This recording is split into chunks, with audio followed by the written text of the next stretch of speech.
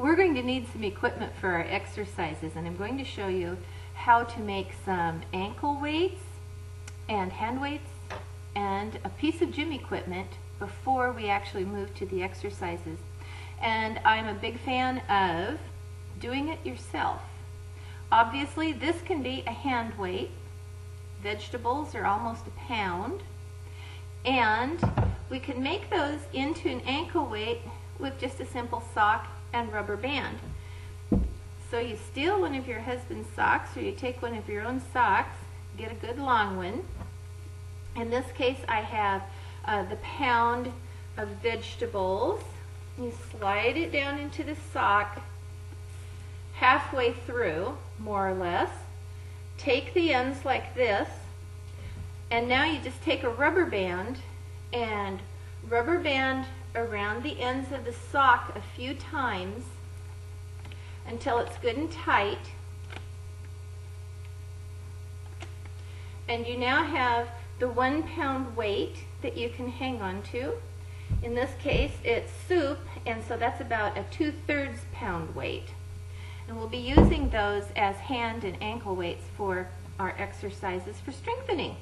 But I'm also going to show you another thing, and this piece of gym equipment is called a roller, but we're going to make our piece of gym equipment out of a rubber band and a tube off of your paper towels and a string or a piece of ribbon. What you're going to do is just take your rubber band, make sure it's tight around here so it doesn't slip, and tie a knot with your string. So you have it like this. Take the other end, and about 8 inches down, you're going to take a coffee cup, nice heavy one, so that if you happen to bang it, you don't break it. Run it down the string just a little bit. Make a good knot on your coffee cup so that you now have this as a piece of gym equipment. You can also use a soup can if you want to, with a rubber band tied around it like this, and you can just take that and tie it instead of tying around the handle of the cup. Now, we're going to move on to some exercise. We're going to put our specialty equipment on one foot here. Slide that can right over your foot. And we're going to start working on the connective tissue strengthening. I'm going to do the exercise right here while I'm talking, since YouTube only gives you so much time. I've got a little bit of weight on my foot. I'm moving my hip forward and back.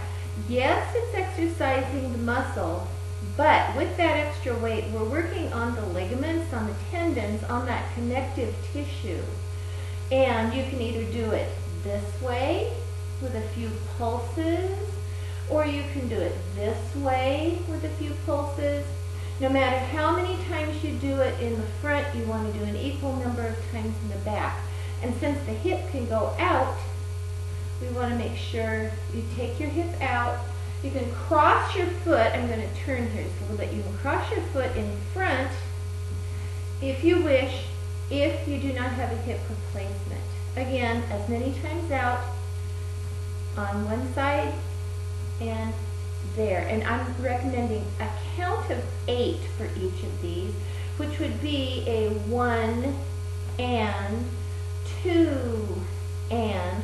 For a count of 8, I've moved to the knee now, and we're doing this back curl. Yes, the weight is going to move around. If you don't have an ankle weight, though, that homemade weight will work just fine. The soup can or the vegetable can in the sock. Professional, always professional.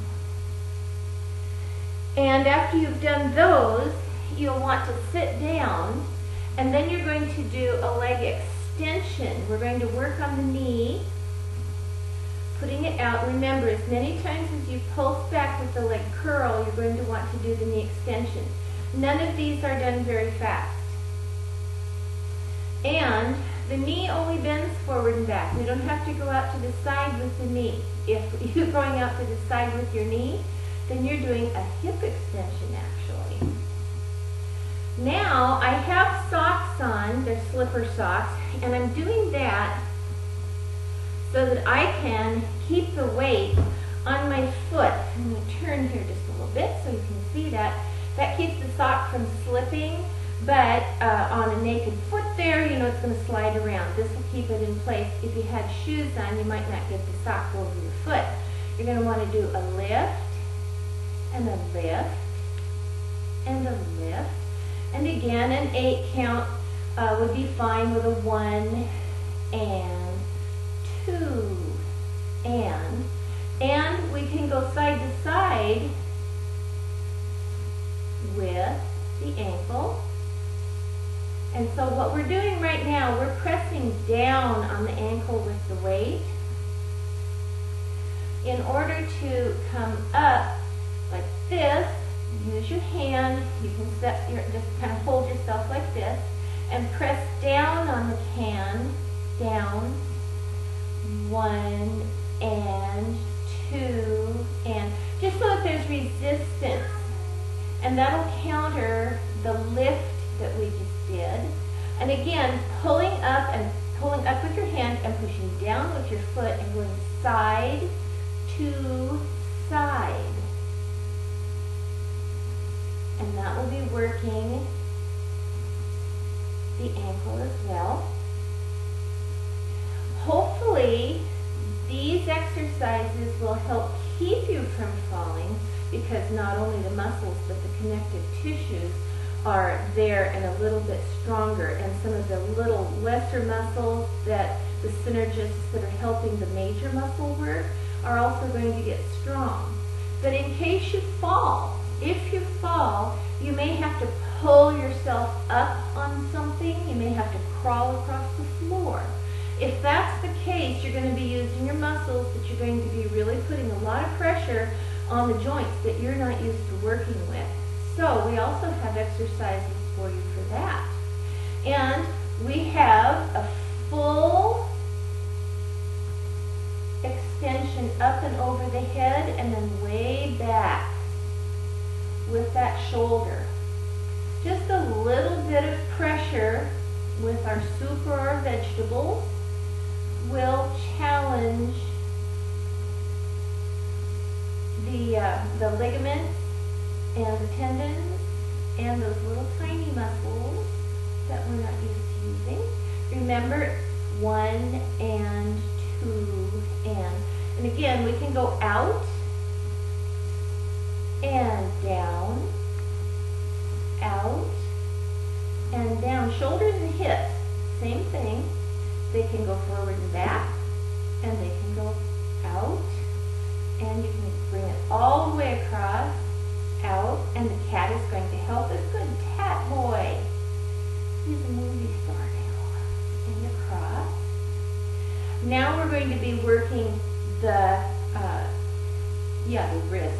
The elbow, it's just like the knee. It only goes forward and back. You think that the wrist, or that the elbow moves side to side, but when you're doing this, you're actually working inside the hip. Oh, you're such a good boy. So what we're going to do is a bicep curl in front, slowly. Just that little bit of weight. Fully extend. We want full range of motion with all the exercises that we're doing today. And to counter that, you're going to put the hand behind, and you're going to lift, and you're going to do a tricep push back. Try and go the full range of motion again. So go way back, bring it way forward. Way back, bring it way forward. I wish that I could just do these all and count them out, but again, our time is limited. Now, we're going to move to that wonderful piece of gym equipment that we made. All right, here we go. We have the weighted roller, and for the wrists, what we're going to start doing here is rolling it forward. You can see the cup starts to come up, and then we roll it backward, and the cup goes down, and you just keep rolling, and it's going to start to come right back up again. When you do this, really get those hands rolling with it. Yes. And to counter this, what we want to do is take the hands and we're going to roll up. Drop it, roll it up. Drop it, roll it, drop, and roll. Full range of motion, remember, don't cheat yourself. Lastly, again, just like the ankles, the wrists move side to side as well. So we can have the pressure going down and turn and turn and turn. Just take the thing and kind of turn it back and forth. You can see that the end is moving. And after you've done that with your 1 and 2 and to the count of 8, put your hand underneath it and do the same thing.